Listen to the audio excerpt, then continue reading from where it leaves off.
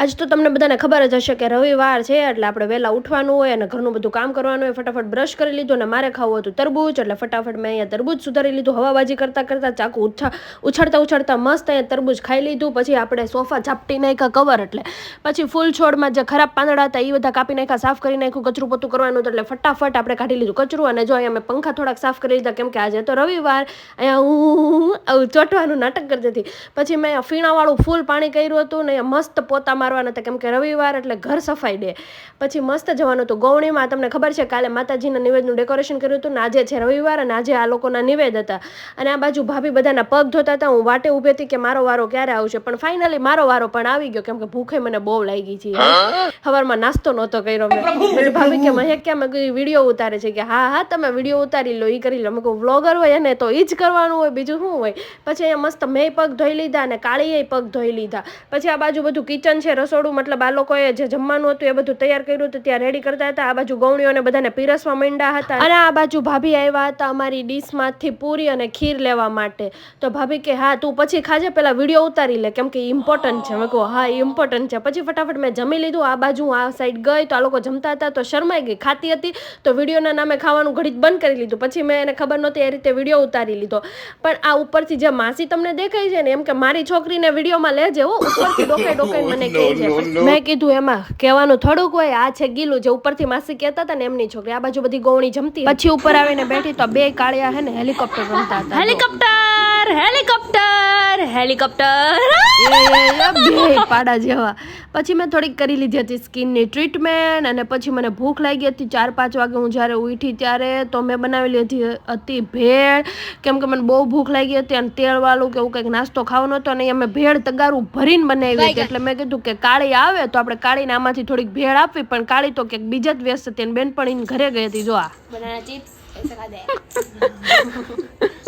અને અહીંયા મેં લીધી હતી ધૂમ ગાડી. મારા પપ્પાને બહુ સારું કમાણી થઈ છે એટલે મર્સિડીઝ એક નાની છોડાઈ લીધી છે. આ છે મારી મર્સિડીઝ. અને બહુ હકાવવાની બહુ મજા આવતી હતી.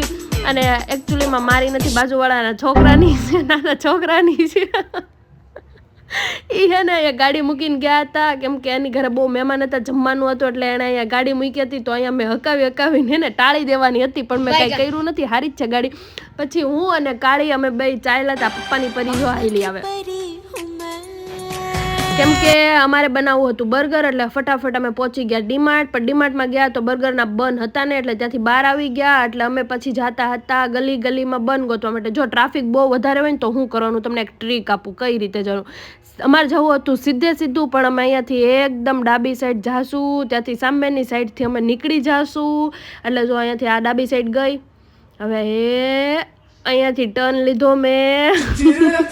અહીંયાથી ડાબી સાઈડ જાય સીધી વહી જાય. જો આવું તમે કરો તો તમારે ટ્રાફિકમાં ઊભું ન રહેવું પડે, તમારો ટાઈમ વેસ્ટ ન થાય. ફટાફટ અમે અતુલ બેકરીમાં પહોંચી ગયા. ત્યાં ફાઇનલી અમને પાવ મળી ગયા. અને અહીંયા ફટાફટ અમે પેમેન્ટ કરી લીધું કેમ કે કશે પાવ નહોતા મળ્યા, અહીંયા પાવ મળી ગયા. ફટાફટ પાછા ડિમાન્ડમાં આવ્યા. અને આ જાણે મારા ઘરનું ફ્રીજ હોય ને એમાં અહીંયા હું બધું ખોલીને જોતી હતી કે હું છે હું નહીં એમ. પછી મને જે સારી ટિક્કી લાગી એમાંથી આલુ ટિક્કી હતી ને મેક ટિક્કી હતી બર્ગરની સ્પેશિયલ, એમાંથી મેં બર્ગરની ટિક્કી લીધી. અને બીજી બાજુ અમે અહીંયા આવ્યા છે તો અહીંયા બધું સ્કિનની ટ્રીટમેન્ટની વસ્તુ મળે છે. તો અહીંયા ખમણી કે શું કહેવાય શું કરે ખબર નહીં, કદાચ પિમ્પલ આ બાજુ અમે બિલ કરવા આવી ગયા. અને અમારી પાસે ચિલ્લર હતા નહીં પણ કાળી પાસે ચિલ્લર હતા. ભગવાનની દયાથી મંદિરની બહાર બેસે એટલે એની પાસે ચિલ્લર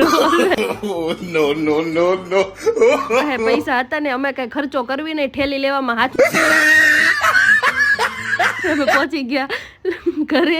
અને અહીંયા અમે બનાવવાની તૈયારી કરતા હતા. બર્ગર બધું રેડીમેડ જ બનાવવાનું હતું. ટિક્કી રેડીમેડ લઈ આવ્યા હતા, પાવ રેડીમેડ લાવ્યા હતા. બસ કાળી આ બાજુ ટિક્કીને ફ્રાય કરી લીધી અને મેં અહીંયા બનને કટ કરી લીધું. અને પછી જે વેજીટેબલ તો કંઈ વધારે નાખવાના ન હોય, આમાં તો મેં ખાલી કાંદો અને ટમેટું બસ આ બે નાખ્યું હતું. અને આમાં વેબાનું જે કેચઅપ આવે છે ને એ હતું. બસ આમાં ફટાફટ બન હતા એને મેં ફટાફટ થોડાક ફ્રાય કરી લીધા. બહુ ફ્રાય નહીં કરવાના, પણ તમને જો બહુ બન જાડા લાગે તો કરવાના, બાકી કંઈ નહીં. પછી આ કેચઅપ એ પણ રેડીમેડ જ હતું કેમ કે કાંઈ અમે મહેનત કરી નથી, અમારે મહેનત કરવી નહોતી, અમારે બધું રેડીમેડ મળે એવું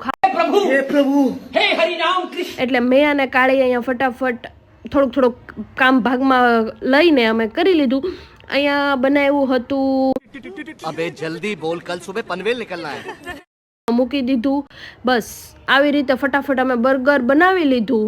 એમ તો મને બર્ગર બનાવતા બહુ સારું આવડે છે, આવી મહેનત કર્યા વગર નહીં, પણ બહુ મહેનત કરીને એની રેસીપી હું પણ આપીશ અને એનો લોંગ વિડીયો પણ મૂકીશ. પણ અત્યારે આ બર્ગર બની ગયું છે, એ આપણે ખાઈ લઈએ. એક કાળીનું બર્ગર છે ને એક મારું બર્ગર છે.